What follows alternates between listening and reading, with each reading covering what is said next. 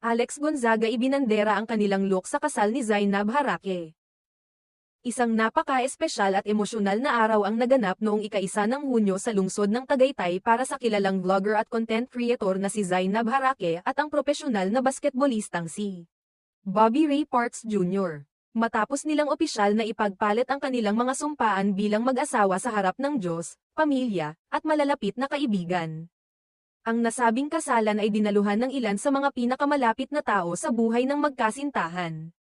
Isa sa mga pinakatampok na dumalo ay si Tony Gonzaga, na nagsilbing principal sponsor o ninang sa kasal, habang ang kapatid niyang si Alex Gonzaga ay kabilang naman sa mga bridesmaids.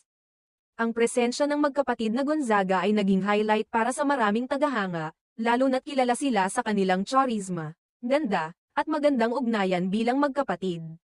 Matapos ang kasalan, agad na ibinahagi ni Zainab at Ray sa